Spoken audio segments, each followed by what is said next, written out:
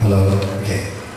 So the need to get to so small money to road doing a chance to hire your home. The I can change a pay change as well. Take a knee in money. So to know how long we are sharing the apples on the other body. The much local can talk around Mogu, Tona,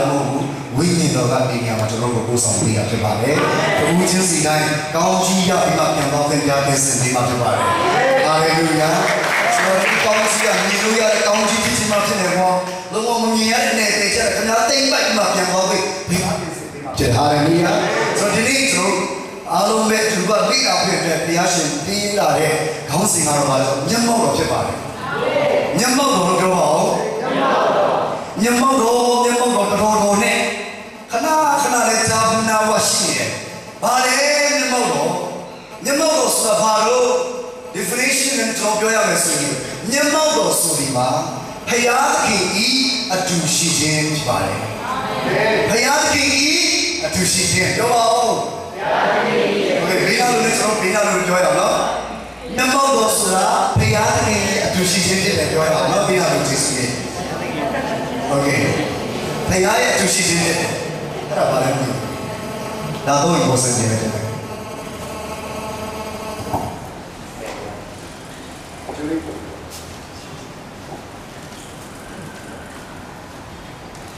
Hello. Okay, now was it. Okay, tomorrow dinner, Yammo and Patago tomorrow dinner, don't check on dinner on it. Being a Juba to Yammo Tema, Yabo, Uber in here, I have no tomorrow dinner, something about it. I have been a 3 hours to buy, hallelujah. The nigger is on Dada, they are all set out to Yamamu, 80 Piana in a tribuna to buy. The other is in a tribuna, Pata, by Go Yamamu, 80 Piana tribuna to buy. 80 Piana.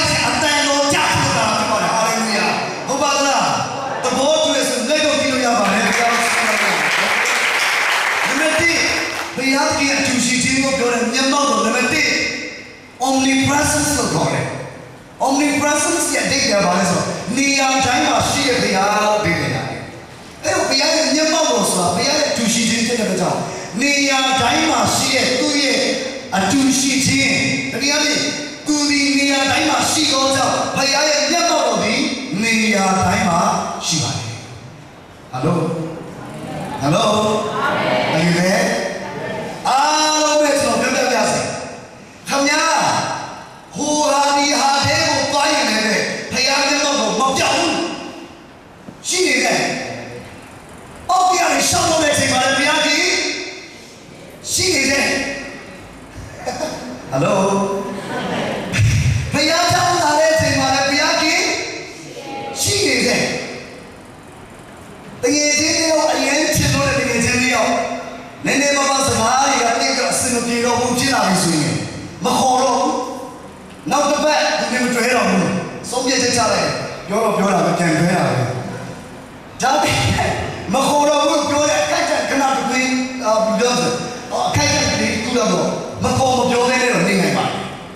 Oh, the original of your government. To know now, she makes it sick. They are a city, Imo, Joe. So the other thing I'm doing in Yards and doing as a city bata. Imo, a city bar. A city. If we have 2 seasons, a city. Hallelujah. Granting, hallelujah. Granting, hallelujah. Hallelujah. Oh, to the whole Imo, Binam, Imo, a city. A city. Payaki at 2 cities. Oh, John says, all the thing is Makona, Johnny, a can't control Binama to sheep wounds to me. Eh, John Mason, city yellow. Kanya, Makoma, Pio, Kanya, say, don't Nama. Nama, she was there. Hello?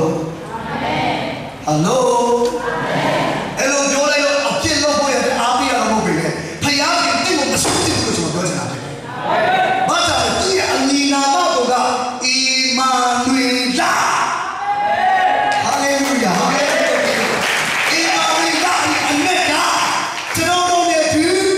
She told go pick out the baby. Emmanuel said, Piaki, the Nama, Maquema, Amazing to see a young man. They say, "Tell me, no, Namashi." Hello. You never take away the machine that how to move your ball. It's what you say. Dear, you're dear. I'm not saying, I think where you just say, I think you just say, I asked him out of the day,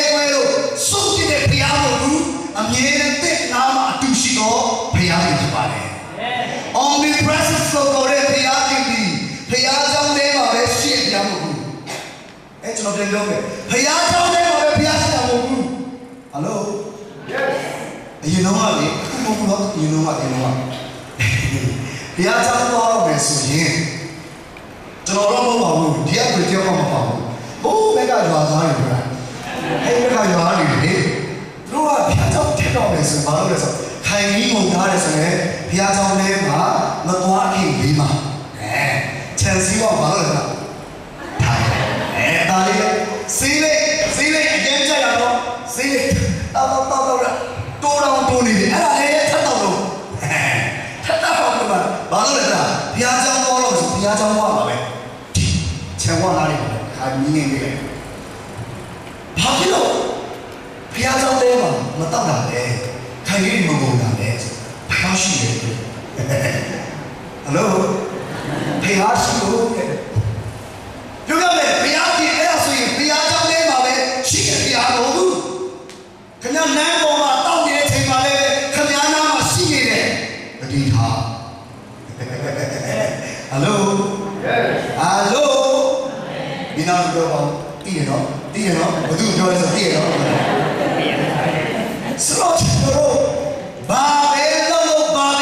Nava, Mia Dama Piazzi, Yamodi, she goes out. Any Yamodone, Guara, to the Piazzi come to me. General name, so much of building, General Denisi, General Guru, Piazzi was out, or the worship leader, who send it, second hit machine. Send it off the Johnson, no get it, the house of Lego, send it, cheese or chimo when so worship about Lola. Yaki Jono, post on the send it a galaxy, worship the Atela Gala coffee. Yaki post on waiting, Chino getting the Jesus till Lolo, Shigo, Masam Shigo, Yoji Geneto, Paying a net, council holder did it, strangled another to go see school, no giver. Anyone in the Yao Chimane, send it over with Jesus or Chiman like I dream of Chiman. The young come to Chiman. So, Piazzi don't know that they can. So, that's not chicken. And any queen will be Piazzi so good. Piazza, a lot is she. Queen Ma Town, the Atoma.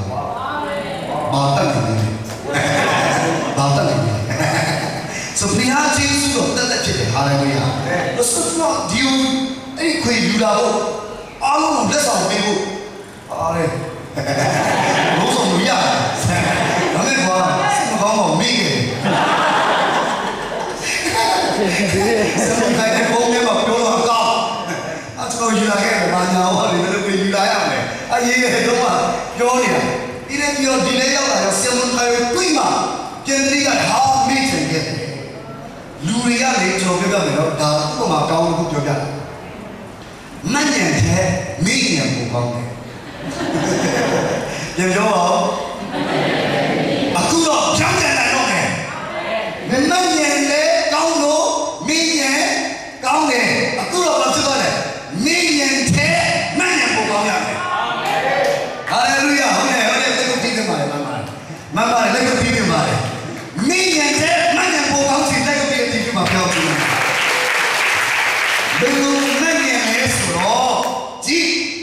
Being a Baduma Masino, Kansaras, Mayaki, see it. Money went back to the bus. I think that you were just down to the bus. Hallelujah. Hallelujah. Dwelling presence of the boy. Dwelling presence of the boy. Amen. Yamalo of the brothers, chain will go, Yamalo, India. Let's see, no, the Matica Valley. နေရာတိုင်းမှာရှိရဲ့ဘုရားမျက်မှောက်တော်အခုနံပါတ်1ပါလေ dwelling presence ချင်းကိုတော့မျက်မှောက်တော်လို့သိတယ်ရတယ်နောက်တော့ယေရှုခရစ်တော်ကိုမိမိရဲ့အသက်သခင်ကယ်တင်ပိုင်ရှင်နေတဲ့ယုံကြည်လက်ခံတဲ့နေ့ကနေစပြီးတော့ကျွန်တော်ရဲ့အထဲမှာဘာညွှန်းလောင်းခြင်းခံလဲဆိုတော့တစိတ်ခတ်ခြင်းခံရတဲ့တန်ရှင်သောဝိညာဉ်တော်ကိုစိတ်ရန်ဖြစ်ပြီးအဲ့တော့ကျွန်တော်ထဲမှာဘာရှိလဲဆိုတော့သုံးပါးတဆူဖြစ်တော်မူသောဘုရားခင်ရဲ့တန်ရှင်သောဝိညာဉ်တော်ဒီအထဲမှာလာခြင်းဖြစ်တယ်ဟုတ်ပြီလားအထဲမှာလာခြင်းဖြစ်တယ်ဟုတ်ပြီလားဟယ်လိုလက်ခံပါလားခင်ဗျားအထဲမှာဝိညာဉ်တော်ရှိရလက်ခံလားတန်ရှင်တော်ဝိညာဉ်တော်တန်ရှင်တော်ဝိညာဉ်တော်အဲ့ဒီဝိညာဉ်တော်ကျွန်တော်ထဲမှာခြင်းဖြစ်တယ်နောက်တော့ကျွန်တော်တို့အခုကိုယ်ပဲချင်းမနေတဲ့တန်ရှင်တော်ဝိညာဉ်တော်ဒီတည်တဲ့ကြောင်းလို့အသက်ရှင်ပြီးတော့ကောင်းမြတ်သောဘုရားဖြစ်တယ်ငါတို့မတတ်နိုင်တဲ့ຢာမှာဝိညာဉ်တော်ဒီမဆာကျွန်တော်မတတ်နိုင်တဲ့ຢာတွေကိုမဆာဖွင့်တဲ့ကူညီဖွင့်တဲ့အမြဲတမ်းအစဉ်သင့်ရှိသောဘုရားခင်တည်ထဲမှာရှိတယ်အဲ့ဒီဝိညာဉ်တော်ဒီအကောင်းဆုံးသောမိတ်ဆွေဖြစ်ပါတယ်ဟာလေလုယာ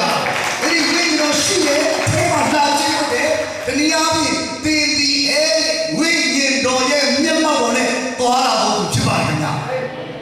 လို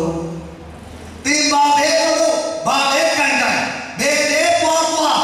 သင်ဒီအဲ့ဝိညာဉ်တော်နဲ့သွားလာတော့ကြောင့်မျက်မှောက်တော်နဲ့သွားလာတော့သင်ဖြစ်ပါတယ်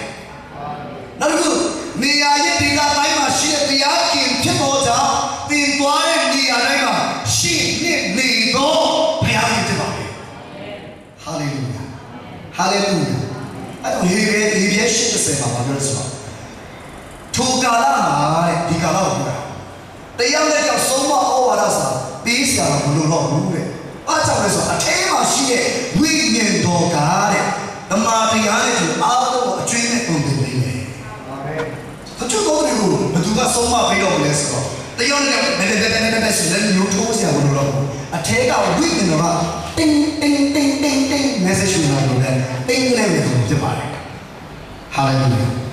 တခုခုကဖြစ်တော့လိုက်တယ်မကောင်းတာလုပ်လိုက်တယ်အထက်ကတင်းပြီးလာဘာဖြစ်လဲဝိညာဉ်တော်ကပြောတာငါသာအမဟုတ်တော့နော်ဆန်းလာမဟုတ်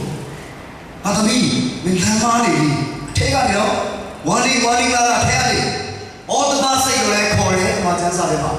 အထက်ကနေဝိညာဉ်တော်ကကျွန်တော်တို့ကိုတွန်းတင်ပေးတဲ့အထက်ကပါဟာလေလုယာအဲ့လိုမျိုးဝါလီလာတော့ဆိုရင်စိုးရိမ်နေဆိုမှရောက်နေပါပြီဝါလီထိုင်ရတယ်။ဘာကြောင့်လဲအထဲမှာကျင်းဝတ်တဲ့တန်ရှင်တော်ဝိညာဉ်တော်ကိုလာပြီးတော့မှဝါလီလာပြီးတာဖြစ်ပါတယ်။တနည်းအားဖြင့်ပေလီဖျားသားမှန်သောကြောင့်ဖျားသမီးမှန်သောကြောင့်အထဲကနေဝိညာဉ်တော်အသိကိုသူတင်နေတာဖြစ်ပါတယ်။ဟာလေလုယာ။ဟာလေလုယာ။အဲဒီဝိညာဉ်တော်ကျွန်တော်အားလုံးလက်ကိုပြတဲ့ဂုဏ်ပြုနေချင်ပါတယ်။အခုကျွန်တော်တို့မတတ်နိုင်တဲ့အရာတွေကိုကုညီမဆပ်တဲ့အဲဒီအထဲမှာလာကျင်းဝတ်တဲ့ဝိညာဉ်တော်ကတတ်နိုင်တယ်ဟာလေလုယာနောက်ဆုံးညမောလို့အခုကျွန်တော်ပြောနေကြဒီနေ့ငါ့ချင်နေတာဖြစ်ပါတယ်ရှခိုင်းနာလို့ခေါ်တယ်ရှခိုင်းနာလို့ခေါ်တယ်အချို့လည်းအတန်တက်ကရှကီနာလို့ပြောတယ် S H A K I N A H ရှခိုင်းနာလို့လည်းခေါ်တယ်ရှကီနာလို့လည်းခေါ်တယ်ကျွန်တော်ကရှခိုင်းနာလို့ပြောတာပေါ့ပုံကြတယ်ရှခိုင်းနာအင်္ဂလိပ်လိုသူ့ရဲ့အတိတ်ကိုခွဲတဲ့အခါမှာဘယ်လိုဝိဆိုကြလဲဆိုတော့ manifested presence လို့ခေါ်တယ် manifested presence လို့ခေါ်တယ်မြန်မာလိုဆိုရင်တော့ထင်ရှားပြသောမျက်မှောက်တော်လို့နေနေရတယ်ဒီသုံးချက်ကျွန်တော်ဝင်လာကြတယ်ထင်ရှားပြသောမျက်မှောက်တော်အဲ့ဒီထင်ရှားပြတဲ့မျက်မှောက်တော်ဆိုကျွန်တော်ကတွေ့ရတယ်ဆိုတော့တော့ဟောင်းကျန်ခဲ့တဲ့ကျွန်တော်တွေ့ရတယ်ချမ်းမြောက်တဲ့ခန်းကြီး33ခန်းငယ်တိကစတော့ဖတ်ရအောင်ချောင်းရောက်တဲ့ခန်းကြီး33ခန်းငယ်တစ်ကနေကျွန်တော်စပြီးလေ့လာပါရအောင်ခန်းငယ်တစ်ကနေ4ကြီးခေညာထိုးရတာတို့လို့မရဘူးဆိုရင်ဆိုတော့โอเคကျန်းစာပါလာလို့ဆိုရင်ညံကောင်းပါတယ်ကျွန်တော်အတူတူဖတ်စီချင်ပါတယ်ဘုရားသခင်ရဲ့နှုတ်ကပတ်တော်ကောင်းကင်နဲ့မြေကြီးမတည်တော်လဲငါစကားဒီလေးလေးဘုရားရဲ့စကားတော်နှုတ်ကပတ်တော်နှုတ်တော်တဲ့စကားတွေကိုကျွန်တော်ဖတ်ရအောင်အားလုံးပဲတွေ့ပြီဆိုသူဖတ်စီခြင်းနဲ့ချမ်းမြောက်ရာဇာခန်းကြီး33 लेटी के बात मत मारे ट्रेया ट्रेया पे आओ दिन तो जापान थारा जागा तेमा साले एक बीमा तीन दो सांगे लो ये बात चाहिए तेरी न्योरे ना बेबी अब्राहम आइज़ैक याकूब ना चिंग सुबह इधर पाजा काउंटी में उन्हें तेरे शिरो ना सिलुई तू दिखाने लू आमोरी हेटी लू पेरसी लू हिवी लू ये बुद्धि लू लोगों ने ठोके लोगों याई सिरो इधर तेरे को पोसाने तेरे ने चुना कोई मत तेरे की ले भी खाई मारो दुनिया के रोजा नाने क्वाजा से तेरे को ना फिसी सोई जाशी लू मोशी आप में होगी तो मकाओ तरी को दुनिया दी चारों का मोजी दुनिया है अबे दुनिया दसार से में जाए इन नालुन्योरी को एगो तू पीगा निकलवा खाना की पोषण के चिंगाला को जो दुनिया में तो यार जब अरे तुम चंदा का चंदा को रखते हैं एगो तू पीगा निकलवा वाले चीज़ सो दुनिया में बाले सो तो दुनिया ये बाले कमा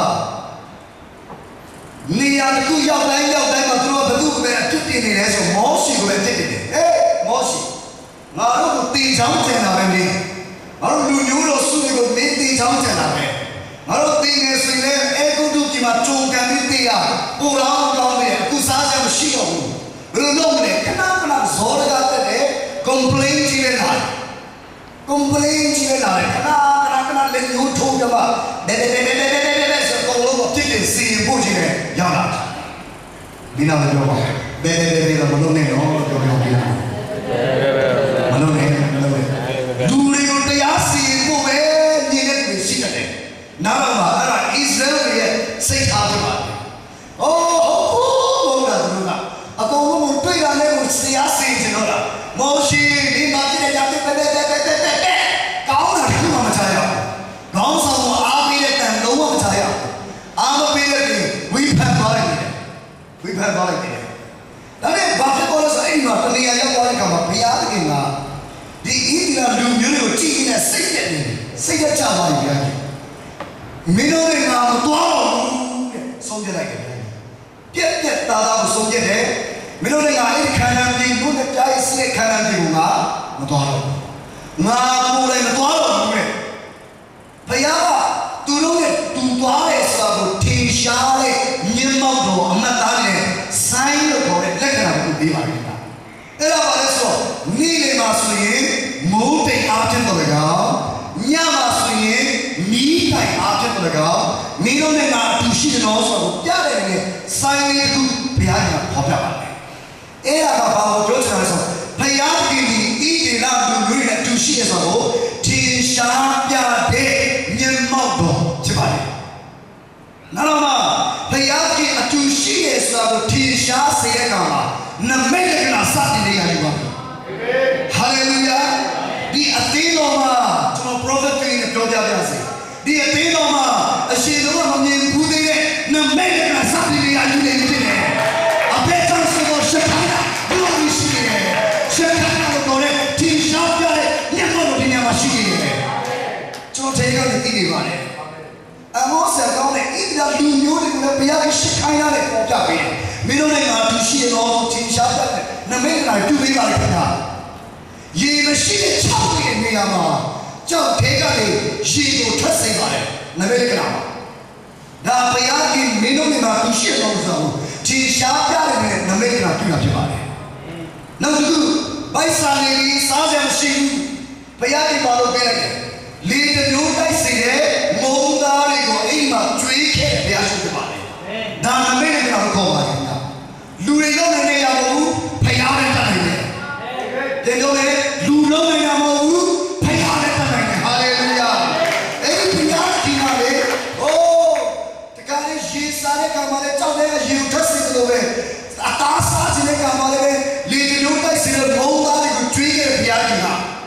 भाई सारे काम वाले में बनामो रिगो छाप ट्रीके के ब्याज के बारे में एक ब्याज की जगती नंबर में कराने तू ये चीज़ शाम करने में बोलो अब तू चीज़ शाम नहीं करना एक इलाज है गाँव से गाँव मारा တို့ခေါင်းပေါ်မှာအုံးတီးချအုံးတီးတဲ့ပွဲတော့ခေါင်းမှန်းတယ်တားခေါင်းမှာဒီလိုဘုရားခင်ကသူတို့နဲ့သူရှိတယ်ဆိုတော့ထင်ရှားကြတာမှာတဲ့အနာပြီးအချစ်ကိုမကောင်းတာအချစ်ကိုမကောင်းတာဒါနဲ့ဘုရားခင်ကသူတို့ကိုချစ်နေတယ်မင်းတို့လည်းငါသူတို့မပေါ်တော့ဘူးလားဒါနဲ့ငါတခုတော့လုပ်နေတယ်ကောင်းကင်တမန်တစ်ပါးကိုမဆီးကောင်းကင်တမန်တစ်ပါးကိုဆီးလို့အဲ့ကောင်းကင်တမန်ဘာလို့ပြီးမယ်ဒီနေရာကနေမင်းတို့ကိုနှုတ်နဲ့ပြိုင်စီးတဲ့တိုင်းပြည်ဖြစ်တဲ့ခါနာန်ပြည်ကိုပို့ဆောင်ပေးတယ်ငါရဲ့ကိုစားအဲ့ကောင်းကင်တမန်တွေမင်းတို့ကိုအတူပို့ဆောင်ပါလိမ့်မယ်တစ်ဖက်ကနေတော့ကောင်းကြီးရမယ်လေအိုးနှုတ်နဲ့ပြိုင်စီးတိုင်းနိုင်ငံရောက်သွားမယ်အရန်ကိုပြောစရာကောင်းလို့ဖြစ်ပြီးမယ်ဘုရားသူရှိတော်တနည်းအားဖြင့်ပြောဆိုဘုရားမျက်မှောက်တော်မထင်ရှားတော့ဒီကနေ့မျိုးရန်ပြောပဲတဲ့မပြောဘူးခန်းငယ်လေးမှာပါပြောတယ်ထိုမကောင်းသောတည်ကိုတဲ့ထိုမကောင်းသောတည်ကိုလူများတို့ဒီကြားသောအခါငိုကြွေးညီရန်ရဲ့အပေသူများတစားမစင်နေကြတယ်အခန်းငယ်3မှာဆိုဘုရားပါလို့ဆိုမင်းတို့နဲ့ငါတူသွားတယ်ဆိုရင်လည်းငါစိတ်မရှိတော့ဘူးတဲ့မင်းတို့ငါတတ်နေတယ်ဖြည့်စည်းနဲ့စိုးရိမ်စရာရှိတယ်လို့ပမာကျမ်းစာပြောပါတယ်ကျွန်တော်သူဖတ်ပြီးပါမယ်ခန်းငယ်တော့ကျွန်တော်ကြည့်ရဟိုရလာဆွေးပုံစံကြည့်ကြတော့ကျွန်တော်ပြန်ပြောမယ်ဒီ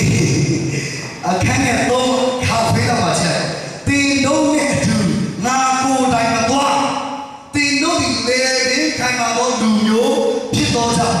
လမ်း၌သွားစဉ်တင်တို့ကိုငါဖြစ်စည်းပြီးစိုးရိမ်စရာရှိသည်လို့မောရှိအားနေတယ်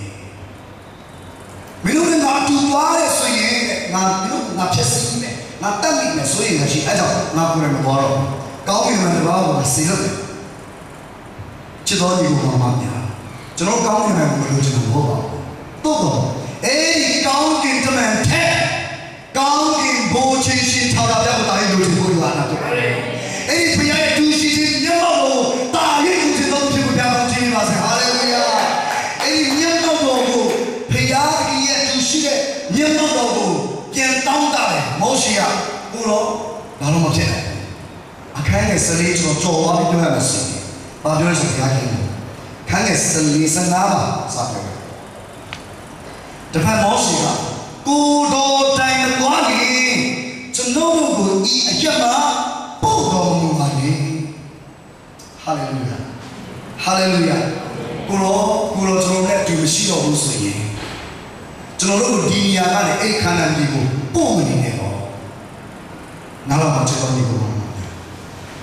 ဟာကောင်းကြီးတော့အရင်ကောင်းပါတယ်ဖခင်ရဲ့ကောင်းကြီးနေတာအရင်ကောင်းပါတယ်တော့ဖခင်ရဲ့ပေးရဲ့ကျွေဝတဲ့ကောင်းကြီးနေတာခံစားပြီးတော့စီစဉ်နေတဲ့ပါပဲအဲ့ကောင်းကြီးတဲ့ပါပဲစီစဉ်တဲ့ပါပဲပျော်မွေ့နေလို့ဆိုရင်တော့အဲ့ဒီစီစဉ်ကိုပဲကျွန်တော်ကိုယ်ကိုဖြစ်သွားပြီးတော့ဖခင်ရဲ့တူရှိခြင်းမျက်မှောက်ကိုလစ်လူရှိရဖြစ်သွားမယ်တဲ့ဘုရားကိုရှိလူနဲ့ကြားရစီးတဲ့ခန္ဓာကြီးကိုသူတို့ဘုရားရဲ့ဂတိတော်ထားတဲ့ပြည်မှာအဲ့ဒီပြည်ကိုရောက်ရင်တို့ရမ်းတော်ပါပါပျော်စရာကောင်းတဲ့တိုင်းပြည်မှာတော့ဘုရားရဲ့တူရှိခြင်းမရှိတော်ဘူးဖြစ်တဲ့အခါမှာလုံးဝဘုရားရဲ့ကိုမောရှိကပြက်တာပြောပါတယ်ခေါင်းဆောင်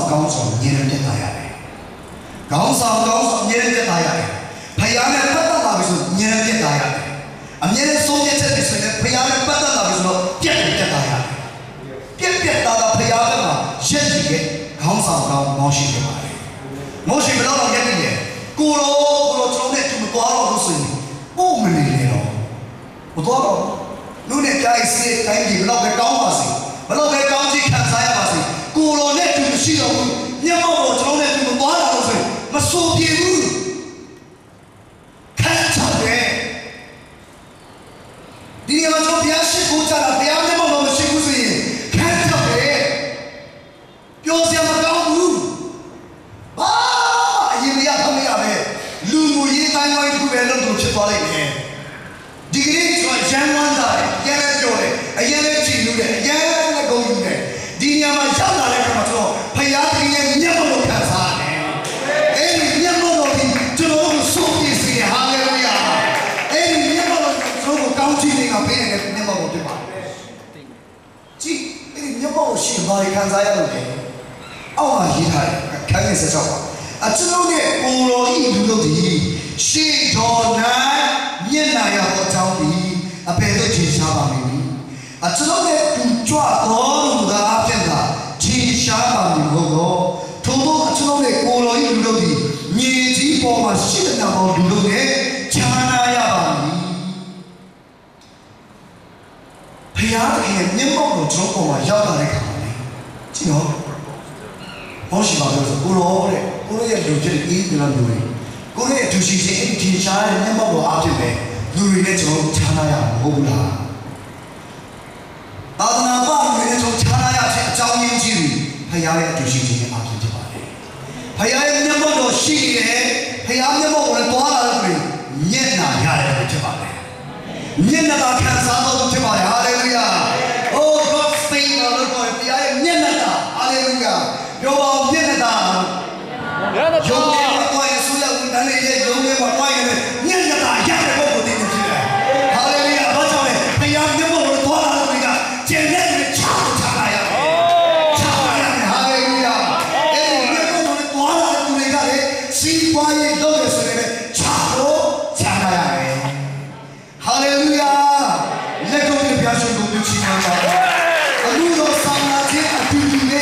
아두두 지방 내고 내가 이런 것처럼 지다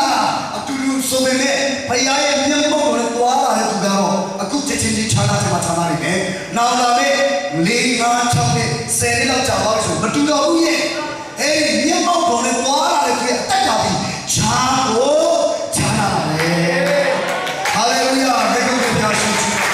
마찬가지 에이 진짜의 명목을 들어오고 자났을 말이구나 나는 그 에이 명목을 저러고 뷰리야야마 엉유비 할로 그바 우제 칸지 동사고 강에 동에 칸에 내사도가 그랬어 여다의 엉유지 정에 또치기네 이거 이하 아로도 하시지 그바 우제 칸지 동사고 강에 또 할렐루야 그바운 쟁한지 동색고 아칸에 또 아칸에 내가 리파지야 너 보려시 아칸에 내가 리파네 데네 또 타라피아니 요다 벤나이 시험부터 둘이 아젠 탐욕이 에고도 요다 이미드케이 에이나이 리야니 두 벤나이 타라피아니 시험부터 두 뷰리 야야나이 아우시로 장고 아킬레 띠니 할렐루야 세요 가오 띵바베 노노바베 가이가이 아우인지야 마바레 요다의 아우인지야 이메일 유바야도 요구 디자마나 요다가 이메일 유바요 스페셜지 야라는 군야에 두고 너와 차라리 뭐더라 두 바자 아우니나네 두 뷰리야야 바자 아우니나네 네 번째 그리베 저기 타오라 비아리 요다 벳나 시도무시 요다 벳나 시게스라가 아투시게스라가 녀모도 나도도네 요리야 아투시지네 할로 이마니야사 저놈의 주시dom도 비아리 녀모도사 저놈의 주시도 비아 아투두베레 아투두베레 비아리가 요다가 마투시게스라가 녀모도 도도네 요리야 녀모도베레 에이 녀모도 뚜베마 시게르자 뚜디 약하게 떠와 봐래 뚜베나이 타라 비아리 시도 무그리 무로이 시도 무예 뚜뷰리야야나 아우리베 로 뷰리야마 아우민도 앞에 할렐루야 앞에 정서 리더가 비아게 주시게 할렐루야 할렐루야 자 저놈의 비아게 녀모고 신이 말어 젠트가 누가 야기lum이야 아주 저놈들이 젠모 그런 좋아해 에이람 아바스야 에이람 아바스야 에이람 호모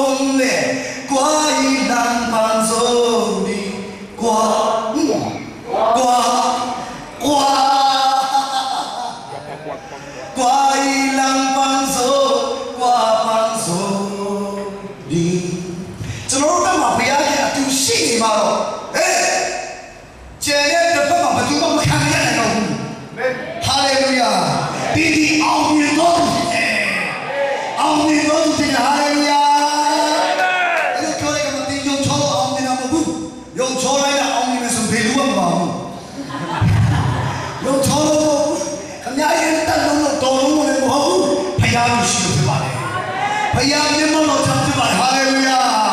भैया ये दूसरी चीज ने मनो आते आउनी तो दिखते मारे हालेलुया हालेलुया हालेलुया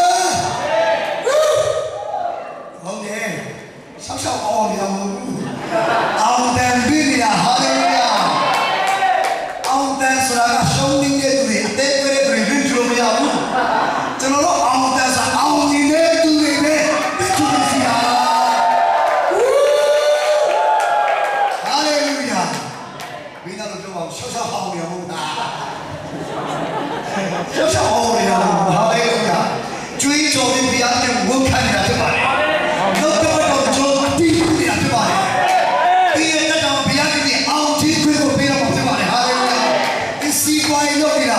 सीवाई का नाम आउनी जी प्यारे पीनेंगे हालेलुया हालेलुया हालेलुया इन्हीं बात कहने में सदों वाले जो लोग कहते हैं यार जैन पच्ची बात कबाऊ जैन कंजी तों से को कहने में सदों पच्ची बात समुद्र का चेचेरी का बात जिसमें थोड़ा चामुड़ी चामुड़ो कुरान जाए तो चीज़ शुया चामुड़ा थोड़ा प्यारी योद्धा का मार्शीवे Julia ya nak all zero mudi. Hallelujah. Oh, biya ki tawa biya ki chlo ma tu shiye ke tawa. Chlo Julia ya ma. Amen. Amen. Julia ya lo ba? Julia ya. Tege sing lo chui me won khaya. Julia ya ma. Amen lo ba bi to. Julia ya ma. Amen. Je je ni to.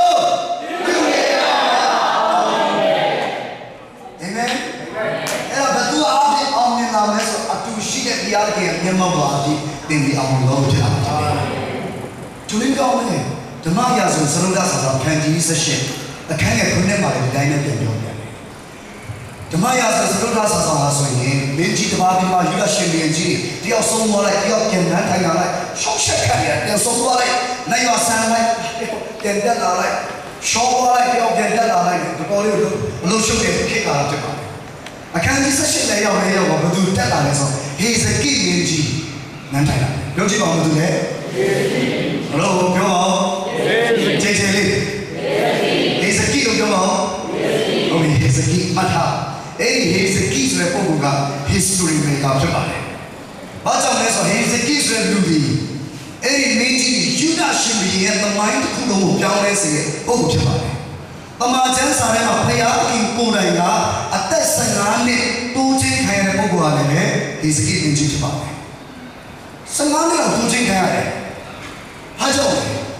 သူတို့ရဲ့တတရကျော်တမချမ်းစာထဲမှာတိလာကြည့်တဲ့အခါမှာ observation ကျော်ပြန်လုပ်ရစပါးစပါးကျော်အေချာလုပ်ရစီမှာဘုရားကထုတ်ပြလာတဲ့အခါမှာလည်းဆိုဒီတမချမ်းတိုက်ရပါလာတယ်။ခန်းကြီး18ဓမ္မရာဆိုရင်စတုချစာဆောင်အခန်းကြီး18အခန်းကြီး1 2 3 4လောက်မှာဆိုရင်ပြောဆိုသူဒီရဲ့ပြည့်တော်ရဲ့ကိုပယ်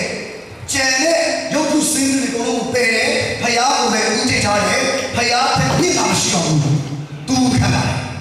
အခန်းရဲ့ခုနှစ်လောက်မှာဆိုတိတိတတာကြည့်ပြီးတဲ့တတ်တာကပြောင်းလဲတာအဲ့ဒီအခန်းရဲ့ခုနှစ်တစ်ချက်လောက်ပြန်ဖတ်ပါအောင်ကျေးဇူးတင်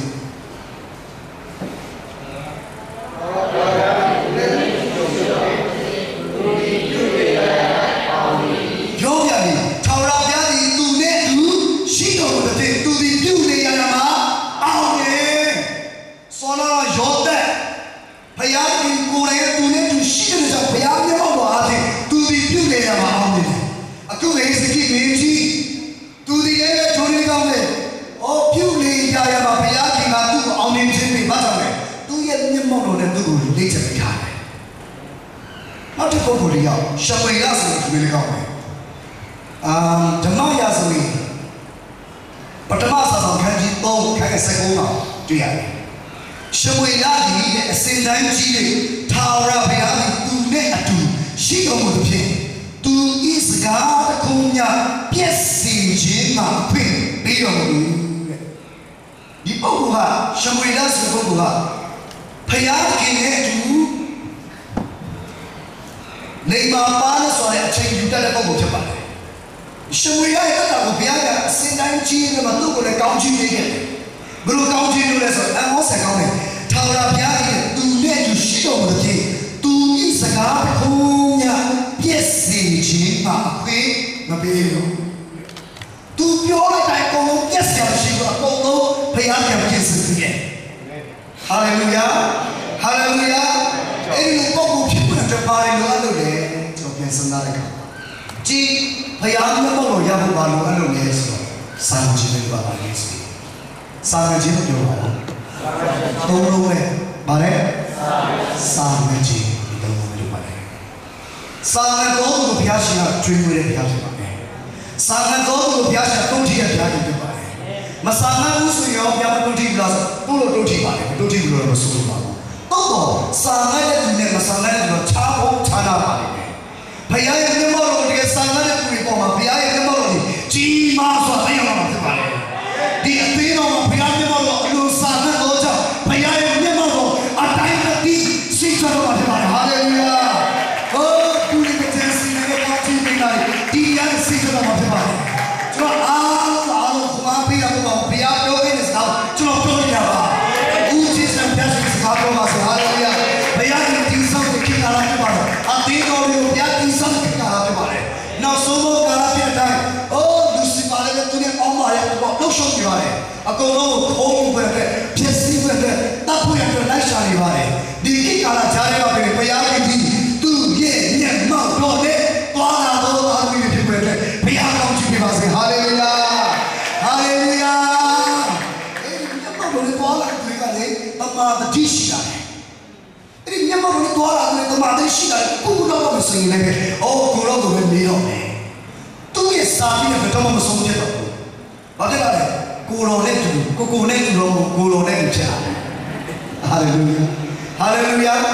တိုင်ပင်ကြတာလေကျွန်တော်တို့တကယ်ချင်းနေရောက်တကယ်ချင်းဆိုနေနေဘာဖြစ်မှာဆိုလို့ရီးစားဆိုရင်ပုံပြမှာအားလုံးမြင်အောင်တက်နေတယ်ဆိုကိုရီးစားကိုမြင်အောင်တက်မရှိသေးတဲ့လက်ရှိသူတို့ဘာလို့လဲဟောလေတချို့ရှိနေတာတဲခွင့်ချင်းမိုင်လာတော့သူလည်းတဲခွင့်သူတို့တကယ်ရီးစားမရှိဘူးစမတ်ထားတော့တော့တော့ဆိုဒီ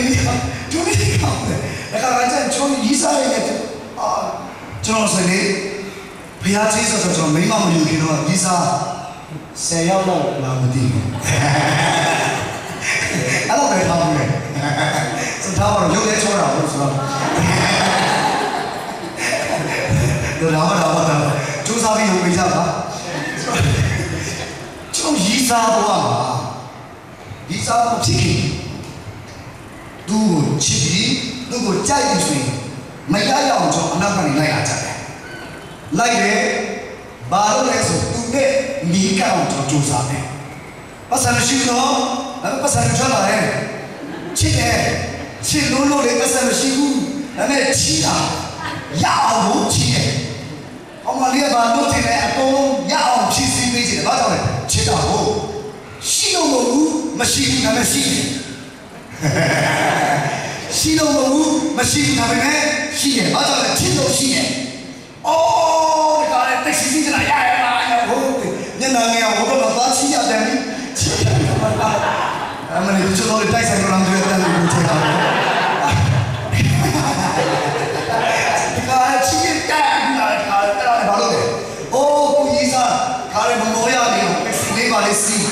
တကယ်တော့ဘာမှမဟုတ်ဘူးသွားတယ်ဆိုနိုင်ကြတော့အနိုင်နိုင်စီကိုနိုင်ကြခါတော့မရှိဘူးဒါပေမဲ့ဟိုဒီရောက်နဲ့သွားတော့မယ်ဆိုတော့ကိုတာပြီးမရှိတာကိုရှိတာလေကြာဖြစ်ဘူးလားမပြောရဲစားကျွန်တော်တီးတော့တီးတယ်ဘာကြောင့်ဆိုလိုက်အဲ့လိုပဲသူနဲ့နီးကအောင်ကြိုးစားလာတယ်ဘာကြောင့်လဲသူ့ကိုချစ်တာဘူးသူနဲ့နီးတဲ့နီးတယ်အာသူပြောတဲ့စကားရတယ်လုံးဝပြားရည်ကမှအရန်ချိုးတယ်လို့မယ်အာဒီစားတော့ချက်ပါဆိုခိုင်းအာတွဲတော့ခိုင်းခုံးနေတာပြစကားပြောကြတာကိုပြားရည်စမ်းတယ်ချိုးလို့တော့ဘေးမှာပြည့်စိတ်နေနိုင်ပဲခါသူစကားပြောတနည်းကုန်စကားပြောတာပြီးတော့ဘာလို့လဲသူ့ကိုအိမ်ကြီးလိုက်ပို့တယ်အာအေးဘာသာရေးချစ်တဲ့ကြံလေးရတယ်ပြန်ထွက်လာမဆမ်းမရှိဘူးချစ်ချင်းပြန်ဒါပဲ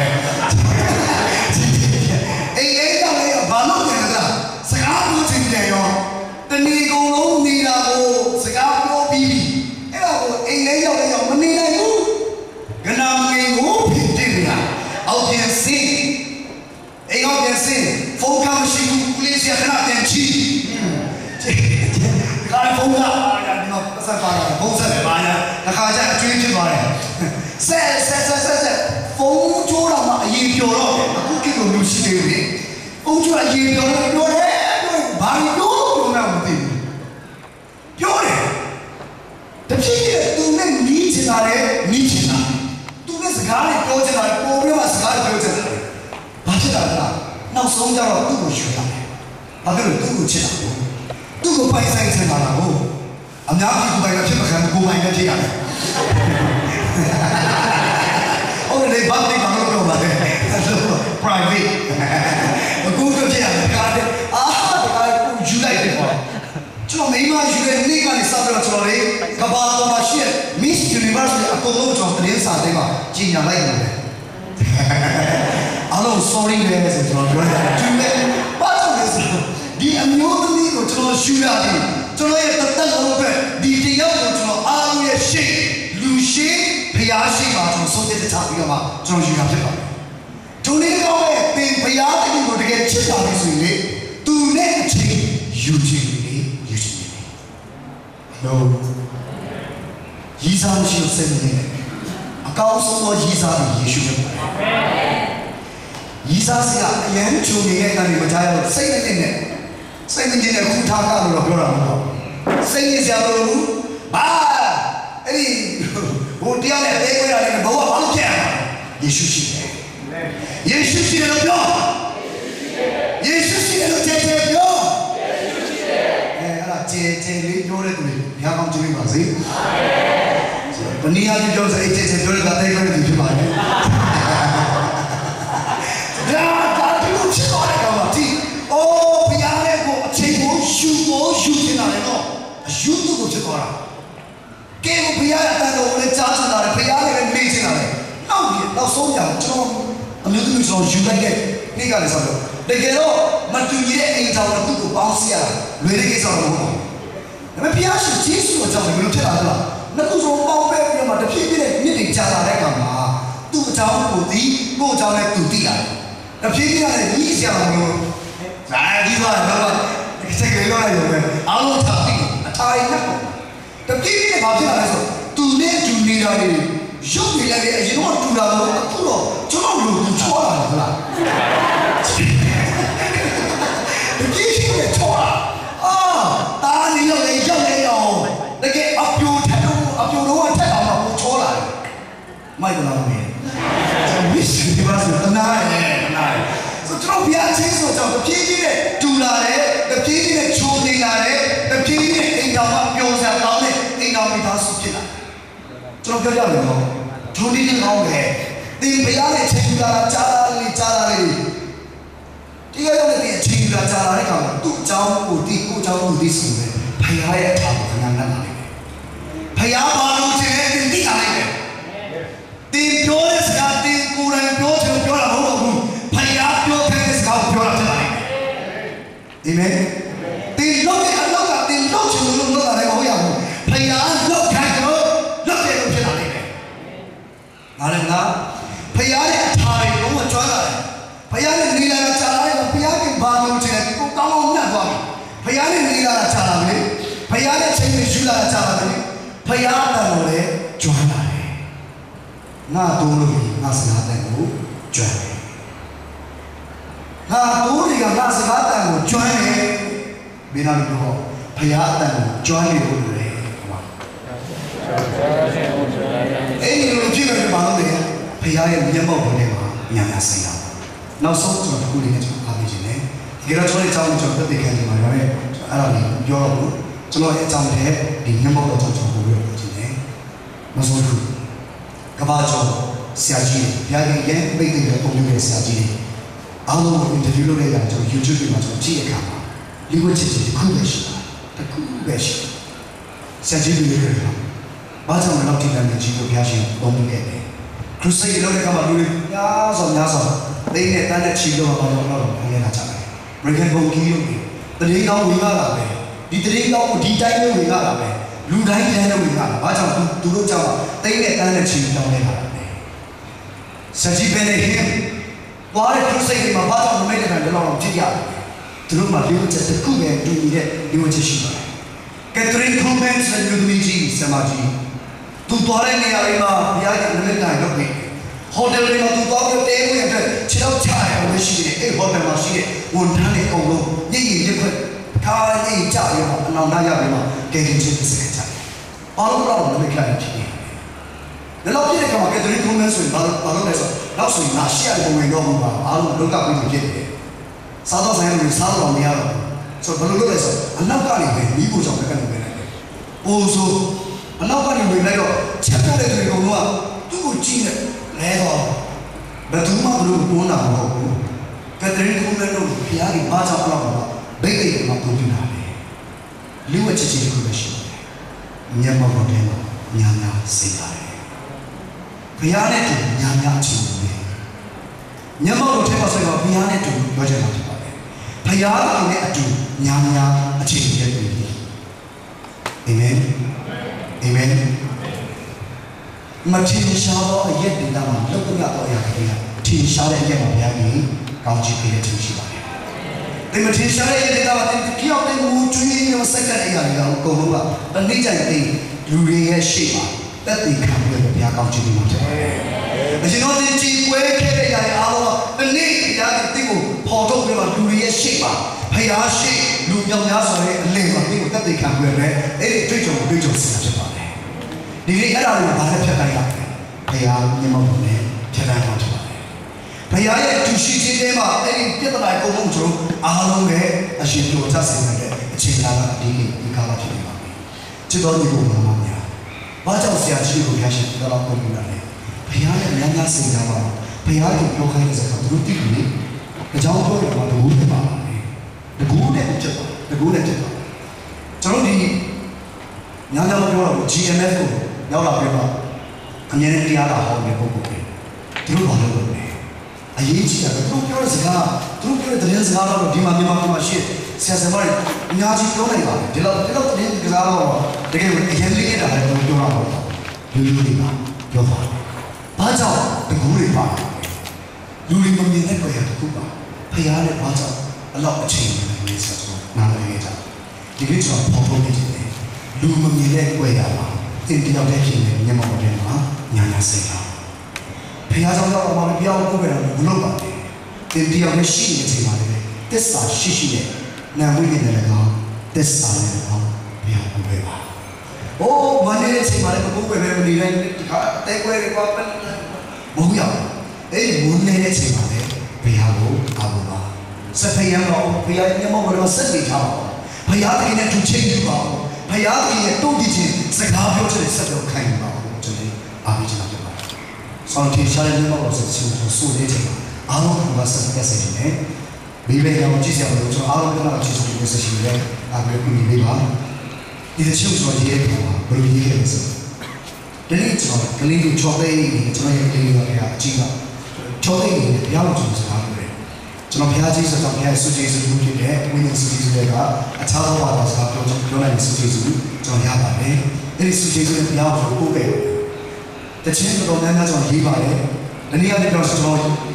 အဲ့ဒီရေးလိုက်တဲ့ခြင်းပေါ်မှာဘဲလာတယ်ဆိုအဲ့ဒီမျက်မှောက်ပေါ်မှာကျွန်တော်စိတ်ကလေးချိန်မှာဘုရားပြုတာဆက်လာတယ်ဖြစ်ပါတယ်။ကိုယ့်အထွေးလေးကလည်းတခါလေစူးစမ်းပြီးရေးတဲ့အချိန်မဟုတ်ပါဘူး။အထက်ကဝိညာဉ်တော်ကပေါ်ပြပေးတဲ့တရား။မျက်မှောက်ပေါ်မှာများများစိတ်ထားတဲ့မှာဘုရားပေါ်ပြပေးတယ်။အိမာနလာဆိုတဲ့ခြင်းကျွန်တော်ရေးပါတယ်။ဒီခြင်းကျွန်တော်ရေးပါတယ်။ရှိတော်ဆိုတဲ့ကျွန်တော်ရေးပါတယ်။ဒီခြင်းကျွန်တော်ရောက်တဲ့နေရာတွေမှာဟောဆိုရင်လည်းဘုရားကိုကိုယ်တဲ့အချိန်မှာဘာဖြစ်တယ်လဲဒီလား။မချမ်းပါဘူးတဲ့ခြင်းပါပါတယ်။တပိုင်းသေးတဲ့သူတွေချက်ချင်းဘုရားကြီးဆိုတော့ကားကိုပြောင်းချင်တယ်ဘုရားကြီးစီရတယ်။မချတော့သူစနဆိုးဆွဲနေတာကျွန်တော်ရှိတော်ဆက်ချင်းကိုကျွန်တော်ဆွဲနေတယ်အဲ့နဆိုးကတော့တော့ထောက်သွားတာဖြစ်ပါတယ်။သူတွေကလည်းချတော့နေရမှာဆိုရင်အိုးကဲချင်းမရသေးမယုံကြည်ဘူးဘာမှဒီကောင်မမရရတယ်တော့ရတော့ဒီမှာလည်းစနေကောင်းပဲနေချင်ပါမယ်။ဘုရားရဲ့ဝိညာဉ်တော်ကိုတိုးကြည့်ကြမှာကဲချင်းပါပါဖြစ်ပါတယ်။ဒါတွေကဘယ်ရတာလဲ။ဘုရားမျက်မှောက်တော်မှာများများစိတ်ထားတဲ့ကြောင့်အဲ့ဒီဘုရားမျက်မှောက်တော်ထဲမှာပြီးဘုရားပြောတဲ့အရာတွေကတကူပါလာဖြစ်ပါတယ်။တကူပါလာဖြစ်ပါတယ်။ဘာမလဲ။ဘာမှစိတ်နဲ့စီကိုဆိုနေချင်ပါ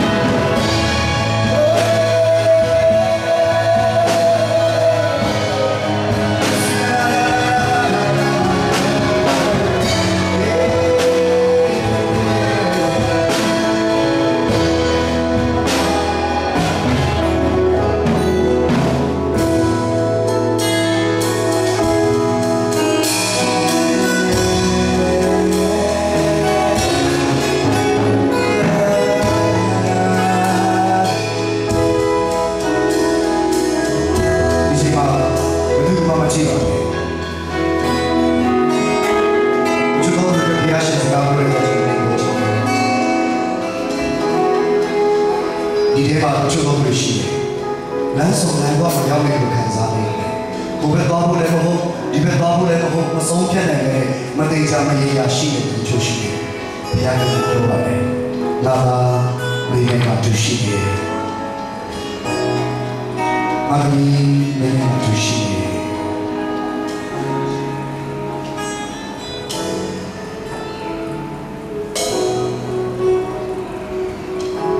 တခုခုမဆုံးဖြတ်နိုင်ဘူးဘုရားရှင်ကိုခေါ်လာပေးမှာဖြစ်ပါတယ်အခုချိန်မှာလည်းတချို့သောဘုရားကဖွင့်ကြတယ်ဒီလိုဆုံးဖြတ်ရမယ်ဆိုတော့အမားနဲ့ဘုရားကိုဆုံးဖြတ်နိုင်တယ်အရှောင်းကြီးတော့အတင်းအဓမ္မကျွန်တော်ဘယ်တော့မှမလုပ်ဘူးသူဒီလူညံ့တိမ်ဝိတ်တော်ဘောရှိနေတယ်ပါတယ်ဒီလူညံ့တာညံ့သူဒီတိမ်ဝိတ်တဲ့ကျင်းကလူညံ့တော်ဘောလေးကိုပြောတာပဲတော့တော့ပါတော့တော့ရှိတယ်ဟာလေဒီထဲမှာအဲ့လိုလမ်းဆောင်လမ်းပေါ်တော့ပြပါလေဆိုရင်ကျေးဇူးနဲ့ထောက်ပါဘယ်သူမှကြည့်စရာလို့ကျွန်တော်အဲ့လိုလမ်းဆောင်လမ်းပေါ်တော့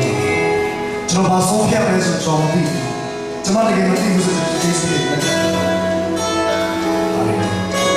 ဟာလေကျွန်တော်တို့ကစားရရည်ရည်ကိုကြည့်ပါပါဆုံးဖြတ်နိုင်တဲ့အင်အားကိုပြပါဘုရားညမောကိုထိပါပြပါပါသူတို့ကိုတိုးပြီးတော့တမန်တရားရဲ့ကိုဖျားရှိတဲ့အလိုလိုရှိရတဲ့ကိုလိုက်ွက်တဲ့ဝိညာဉ်တော်ကိုတိုးပြီးယေရှုနာမနဲ့ကြည်ပါကြတယ်။လက်ချဒီထဲမှာတော့ကျွန်တော်စလာပြီးရှိငါရဲ့ဘေးနားမှာဘယ်သူမှရှိတော့ဘူး။ငါ့ကိုဘယ်သူမှတင်းရကြတော့ဘူး။ငါ့ကိုဘယ်သူမှရေးလို့တော့ဘူး။ငါရဲ့ကြီးကျယ်နေတဲ့နောက်ဘယ်သူမှမယူမဆိုင်တော့ခံစားလို့ကြိုးရှိကြတော့ပါဒီကသူရဲ့ကျွန်တော်ဒီကိုဘုရားရဲ့ကိုတည်တယ်ဒီဘာခံစားကျွန်တော်မသိဘူးဘုရားရဲ့တည်တယ်ဘုရားပြောခိုင်းပါတယ်လူကြီးခဏတော့ကျေးဇူးတင်မရှက်ပါနဲ့ဒီလေးကြောင့်ကြည့်စမ်းလို့အဲ့ဒီလူရှိခါရထောင်ပေးပါဘူးအခုကျွန်တော်မြင်ရတယ်ဒီပုံကိုဘုရားရဲ့ထူးပွေထားတယ်နာမည်ကြီးချက်လို့ဆိုခံထိုက်တော့တပါးတော်ယေရှုကကိုရောပြရတယ်အရာကပေးလို့ကျေးဇူးပေါင်းချီးမွမ်းရဲ့ယေရှုနာမ၌အသက်တကယ်ရဲ့စကားကြောင့်ပါပါရှိအာမင်လက်ကိုပြရစီအားရပါချီးမွမ်း